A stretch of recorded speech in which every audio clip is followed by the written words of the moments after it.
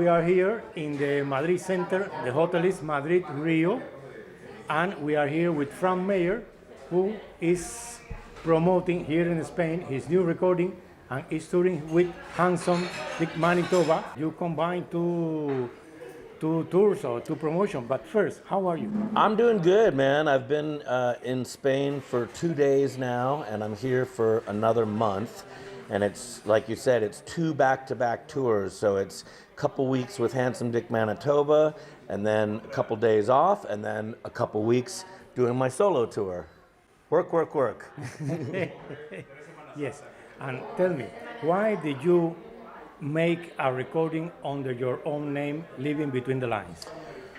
Well, you know, I've always considered myself a band guy and a team player. You know, when I came up with the Streetwalkin Cheetahs, you know, I was the singer of a band, and it was all 4 of us, and we're all contributing. And I tended to be maybe the main songwriter, or one of the main songwriters, but you know, I never really saw myself as a solo artist. I always saw myself as a member of a band. However, I've been doing this for a very long time now, and I've written so many songs with so many different projects: Streetwalkin Cheetahs, Trading Aces, Highway 61, my album with Eddie Spaghetti, my albums with James Williamson, that at some point I was like, can't I just go on tour and play the songs that I wrote and not worry about which band I'm in at that moment or who's on stage? So if I go out with the Streetwalkin Cheetahs, for instance, we play the material by the Cheetahs, but I'm not going to play Trading Aces and stuff with Eddie Spaghetti when I'm doing the Cheetahs. If I go out with Trading Aces, I'm not going to necessarily play my other, you know, band's songs. So it kind of occurred to me at some point, I was like, boy, it sure would be nice if me, the guy who's writing a lot of these songs across all these projects, could just go out and play the songs I wrote and not worry about like who's in the band or what it's called, just go out as myself. Another part of it was just that I felt like I had more music in me that didn't fit into the punk sound of the Streetwalkin Cheetahs or the hard rock sound of Trading Aces. You know, I was writing stuff that was more soulful, more bluesy, a little poppier, and it didn't seem like it was going to fit in those other bands. So it occurred to me, if I made a solo record, that I could kind of do what I wanted, not worry about whether it fit into my other bands, and just write the songs that I was feeling needed to be written. So, you know, it was sort of a freedom to write the songs I want, and then to be able to play whatever the hell I want when I go out in concert. And how this collaboration with Handsome Dick Manitoba come about? Well, the funny thing is, I met Handsome Dick Manitoba here in Madrid in 1994. I don't know if you remember Kike Termix. He was the singer of a band out of Madrid called the Pleasure Fuckers, and he ran a label called Roto Records and then later Safety Pin Records. And I was a big fan of those labels. So I came out here, the first time I came to Spain, I came out here with a backpack by myself and just traveled around, you know, as a tourist. And I went to go meet Kike Termix, and he said, "Oh, the Dictators are playing. You wanna go?" I thought, "Oh yeah, the Dictators." So he took me to El Sol to see the Dictators, and took me backstage and introduced me to Handsome Dick Manitoba. And that was, you know, 30 years ago now. And Manitoba and I stayed friends, and, you know, we're in touch over the years and stuff. And about a year or so ago, when he was starting to tour as a solo artist, he put together a band, and I knew all the guys in the band. They were all guys that I'd played with in different bands or friends with and stuff. So at some point they gave me the call, like, "Hey, do you want to come out and do some gigs with us?" And because I knew Manitoba, I knew the other guys, and I'm a huge Dictators fan, I was like, "Oh yeah, sure." So here we are. You know, it's funny because I met him in 1994 in Madrid, and here we are 30 years later in Madrid. And I remember that Trading Aces are described as a rock and roll outlaw. Yep. So can you consider that this new recording, Living Between the Lines, is from a person that is a rock and roll outlaw? Yeah, I mean, in the sense that, you know, look, that's what I do. I've always been a rock and roller, and I've known for playing fast, hard, aggressive, sleazy music, lots of sex, drugs, and rock and roll and violence in my music and lyrics. But that's not the total of who I am. Like all of us, like yourself, like all of you out there, you know, we're complex people. That's a part of me. But I also listen to lots of other styles of music, and I'm also not always gonna, you know, I'm not always a bank robber and an outlaw. There's a part of me. I'm a father. I'm a husband. You know, I'm a big dog lover. I'm a dog owner. I've had many jobs over the years besides rock and roll. You know, I'd like to think of myself as a more well-rounded person than just being kind of a punk rock and roller. And the older I get, the more I'm not afraid to show those other sides of my personality. When you're young, you feel like you've kind of always got to put out your attitude and make sure everyone knows how tough you are. As I get older, I realize, like, well, that's a part of who I am, but there's a lot more to me. And I decided that I wanted that other stuff to start to become evident in my music. So with the solo record, the lyrics are more personal. There's hard rock stuff and all the high energy stuff that people know me from, but there's more emotional stuff, there's more ethereal and atmospheric stuff, there's slower songs, there's more soulful songs, and those are all just different elements of my personality, you know, and I think we're all complex people, and the older we get, the more, hopefully, we're open to the idea of showing people, you know, different sides to us. So in the first interview we had I remember maybe 1 year ago or a little more, we were focused more in the recording with Trading Aces, your Spanish tour, but now I would like to focus in your work as a writer, journalist, and let me tell you, who come with the idea to write a book about in Spain we say, los Ramones? Eh? Well, Monte Melnick was the tour manager of the Ramones, and the Ramones had an unusual situation because most groups, you know, you have different tour managers throughout your career. The Ramones had one guy for their entire journey, from the first gig to the last gig. Monte Melnick was there for everything, which is unusual to have one person that played that singular role in a group that, you know, had a long life, although not long enough. But so Monte had a unique story to tell about the Ramones because he really was considered the fifth Ramone. He was there for everything. And I met Monte when he was looking to write a book. He was looking for a journalist, a writer to team up with to help him tell his story.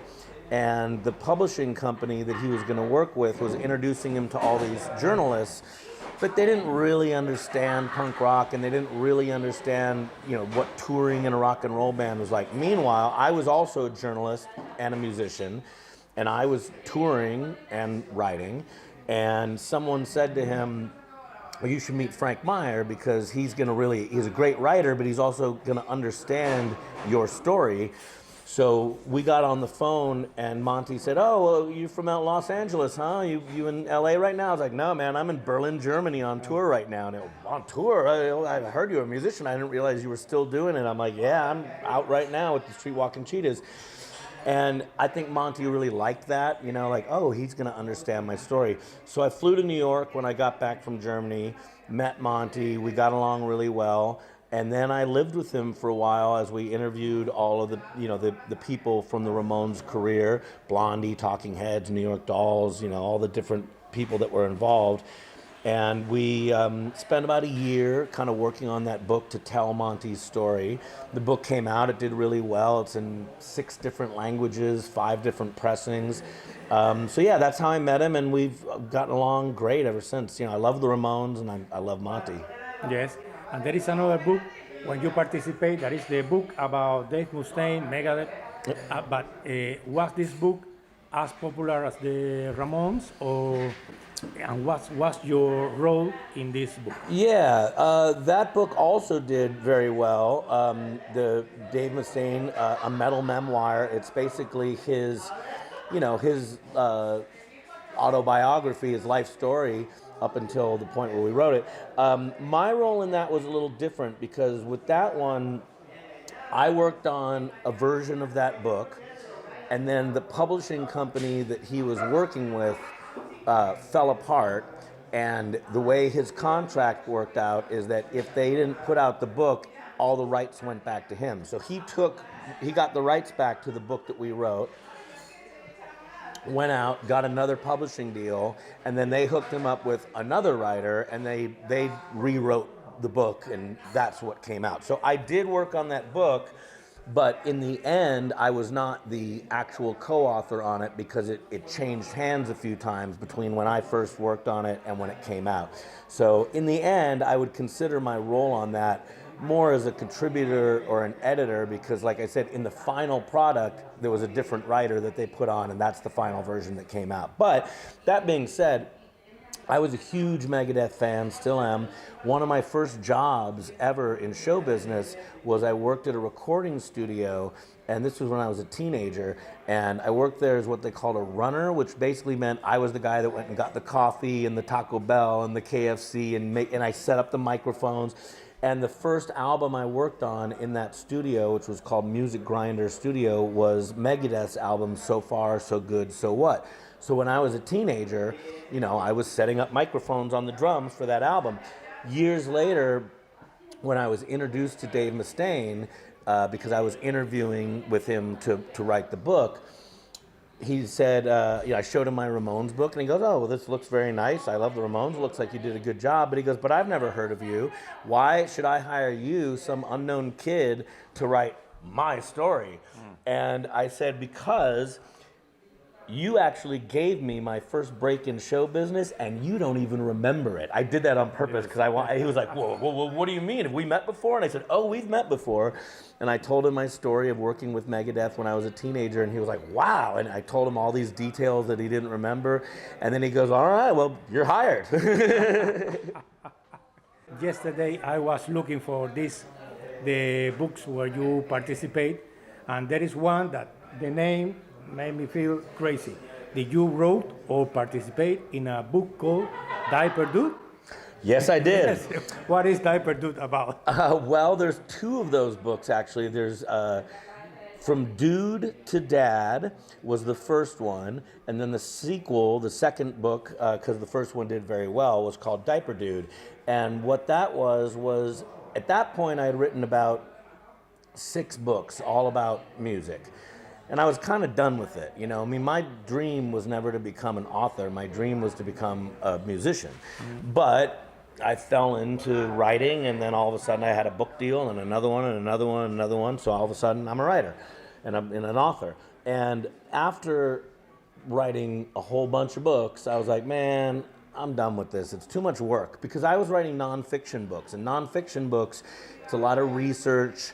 You have to, you know, check all your footnotes and make sure everything's correct. And, you know, you can't just and then the wizard took the mighty sword and just make shit up. You got to, do all your fact checking.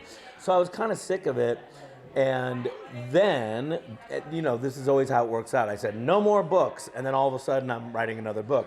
I met this guy named Chris Pagula, and Chris was a guy who is, long story short, I won't bother you with the details, but basically he and I collaborated on a book of what men need to know, new fathers need to know when women are pregnant. So for the 9 months that a woman is carrying the child, there's a lot of stuff that dad needs to know, stuff that they need to be prepared for, stuff that they need to know about what their wife or, you know, their partner is going through. And so we kind of wrote this book for new dads that was sort of like a how-to book, like everything that you need to know during that period. And it did really well.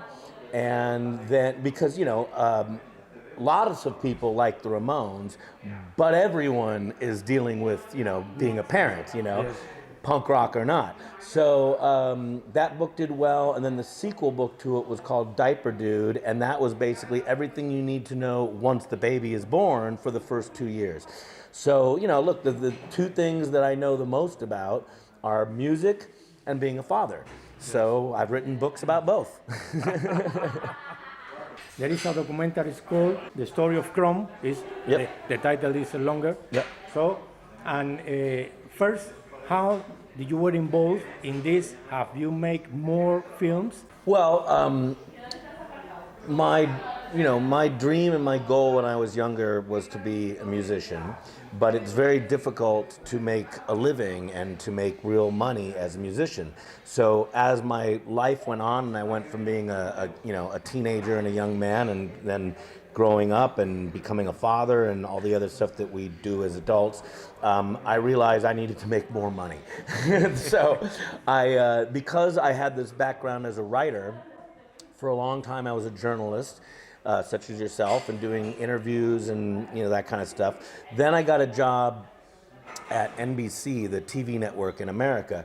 And for about 10 years, in addition to being a musician, I was working at NBC. I started off as a writer, then I was a producer, then I was a director. And throughout that 10 years at NBC, I learned a lot of production stuff in terms of being able to, direct. I didn't go into that job being a director, but I came out of it as a director. And during that time, I had the opportunity to do a podcast at NBC, and the podcast was called Freestyle 101. And I'm in addition to being a big rock and roll fan, I'm a big hip hop fan. And so the idea of the podcast was I was going to have rappers come in and talk about rapping and what they did and what their technique was, the way that you would talk to a guitar player about their technique. And then I would get them in the booth with a microphone and let them do their thing and rap and sort of show you what it is that they're an expert in. And I shot like 100 episodes of that thing with every rap group in the world. And eventually I went to the TV network and said, what if I took all this content, shot some more, and turned it into a documentary about freestyle rapping and sort of the art of rapping? And so as I was doing that, one of the rappers that I had interviewed on the show was this guy from Wu-Tang Clan named Hellraiser. Now Hellraiser, I knew for many years before all this stuff, when I was a publicist back in the day.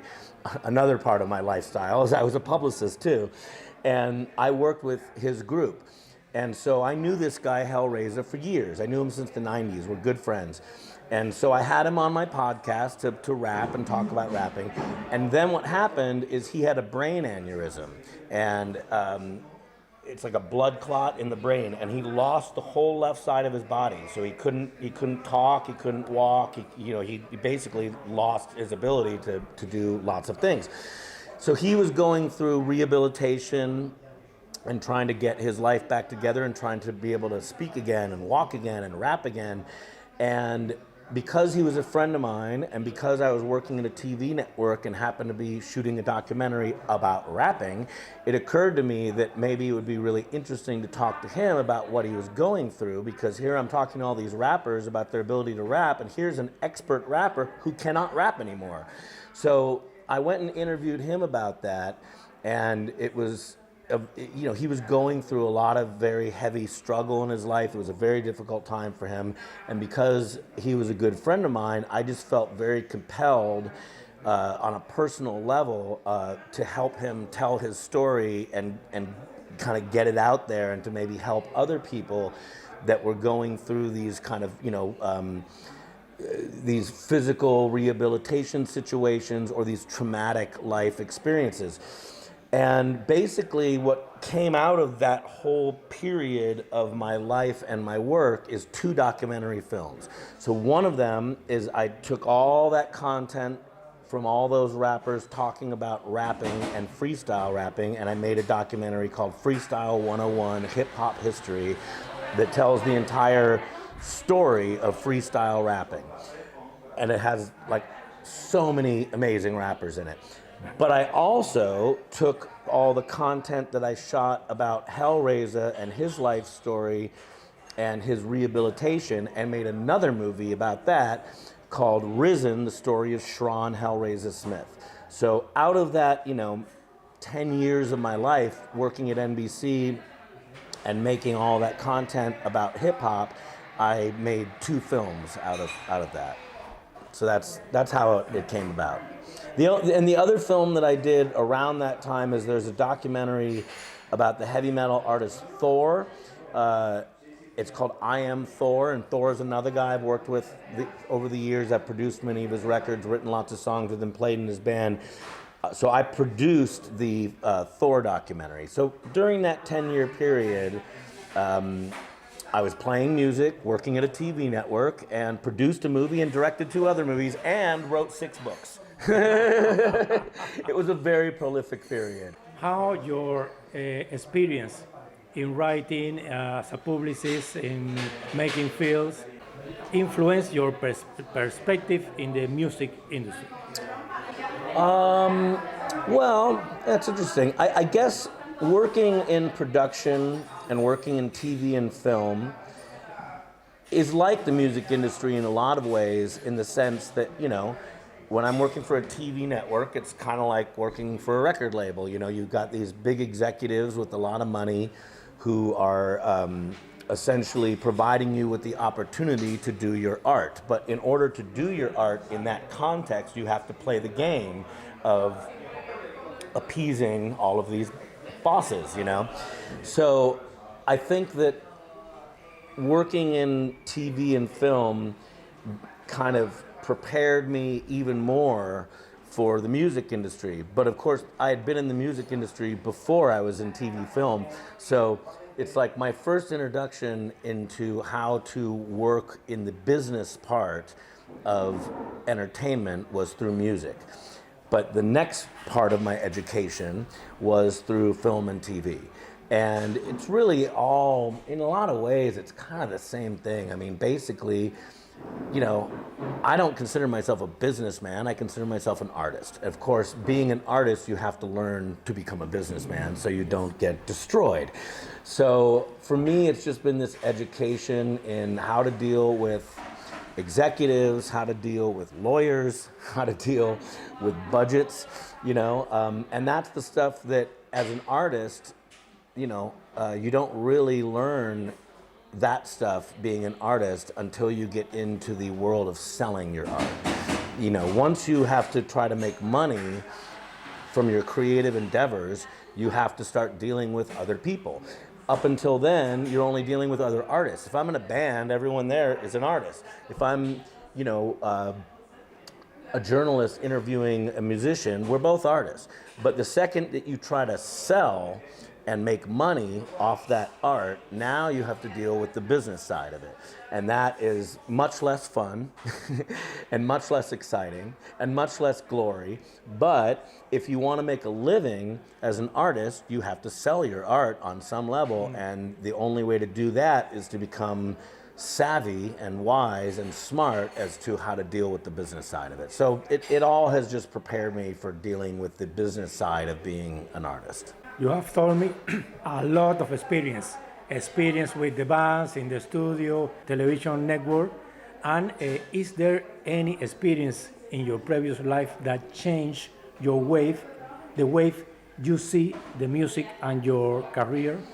I would say being a father is probably something that changed my overall perspective. You know, when I have a daughter who's 21 years old now, and when she was born, I was married, but then we got divorced, and I was a single father for a long time. And as a single father, it was, you know, I didn't know how to do any of that. None of this music and TV stuff prepared me for being a father, and it certainly didn't prepare me for being a single father in terms of having to figure out how to pay for health insurance and how to provide for my child, and, you know, just all the stuff. I mean, when you're a touring musician, you jump in a van and you're like, hey, you know, whatever, later, and you kind of just, you're like in a bubble in a way. But when you're raising a child, you have to think about them and their well-being before you're thinking about yourself and your own well-being and your, you know, the fun you want to have or whatever. All that stuff takes a back seat to being a father. And so the life lessons I learned there in terms of being less selfish, less self-centered, providing for others, thinking about my life not in terms of just right now, but a year from now and 5 years from now, 10 years from now, and having to really think ahead and plan. Those are lessons that have probably, helped me in all aspects of my life, not just my career, because it's sort of made me a better, well-rounded, more thoughtful person and a human being, So playing music is amazing, and it's my gift and my dream, but it's not all of who I am. A lot of who I am is based on being a father and a husband and, a human being that has to consider other people and think about what's best, not just for me all the time. And so I think being a father and a husband has really helped me, as a human, and therefore has helped with my music and my art. One of the reasons you are usually visiting Spain with Streetwalkin Cheetahs, Trading Aces, your solo career, Handsome Dick Manitoba, is because your wife is a Spanish teacher? Yeah, well, here's the funny part. My ex-wife, my first wife, the mother of my child, was a Spanish teacher. Yes. My current wife, my second wife, the love of my life, is a Spanish teacher. So I've only met two Spanish teachers in my life, and I married both of them. It's insane. What's funny too is I don't even speak particularly good Spanish. You'd think being married to two Spanish teachers that I would speak fantastic Spanish.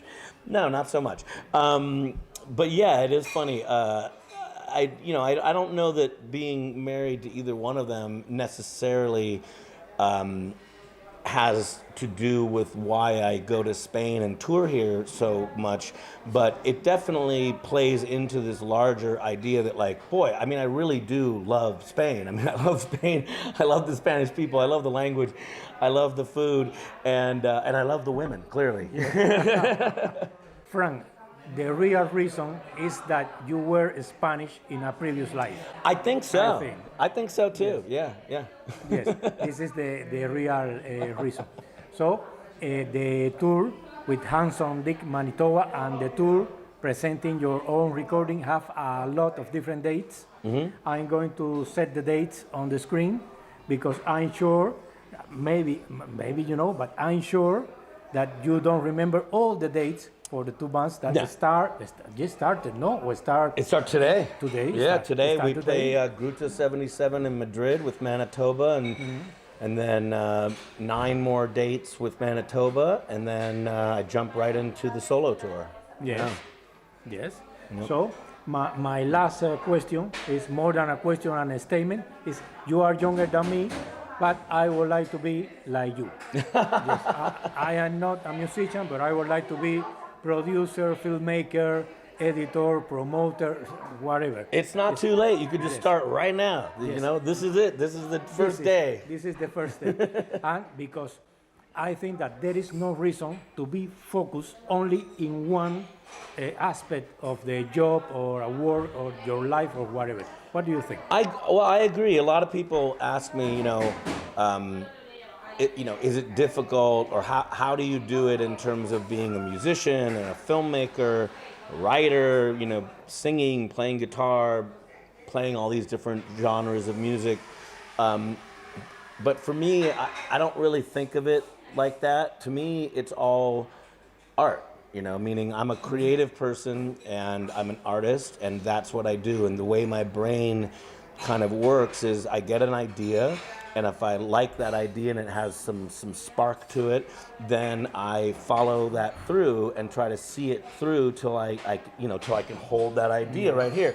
So if I write a song, or if I get an idea for a song, then I write that song and I record that song, and then I put that song out on an album, and then at that point it's kind of like, okay, that idea is done. I got it out of my system.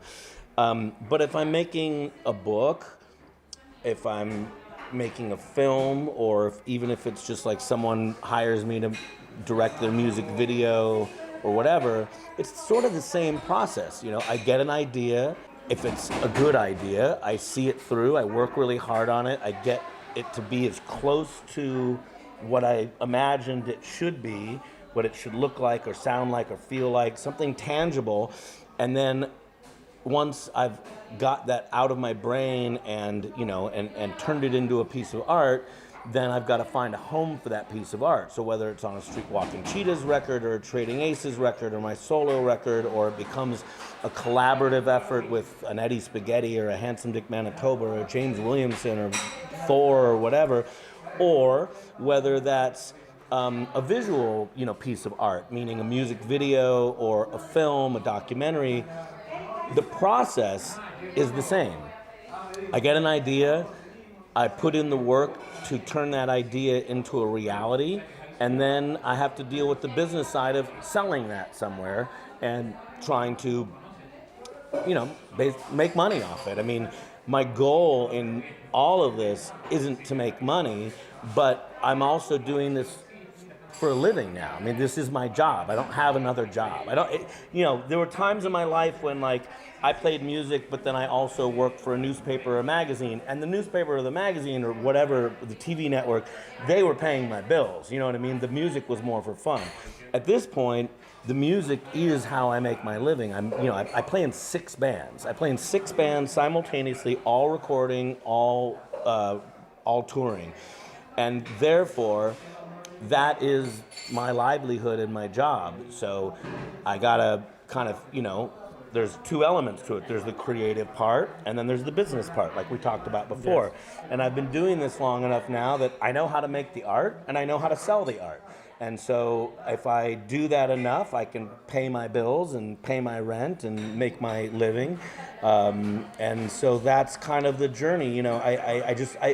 I see it all as basically, this is the life of an artist, this is the life of a creative person, and at some point you can't just be out there like, hey, I just make my art and I'm just in it for the freedom, blah, blah, blah. No, because no one's gonna pay you to do that. You have to figure out how to turn that into something tangible that results in money that you can hand to your landlord and pay your rent and pay your bills. And so that is, there's an art to the art, and then there's an art to the business of the art. And I'd like to think at this point, I've been doing this long enough that I've kind of figured out both of those sides of it. So now I can make the art I want to make and feel satisfied as a creative, but I can also pay my bills with it and feel satisfied as a person that's not homeless. So Fran, those are our questions. Thank you very much for your interview. I hope this tour, both tours were successful, and you will have more audience and good shows. Thanks, man. Appreciate it. Yeah, thank you. Bye.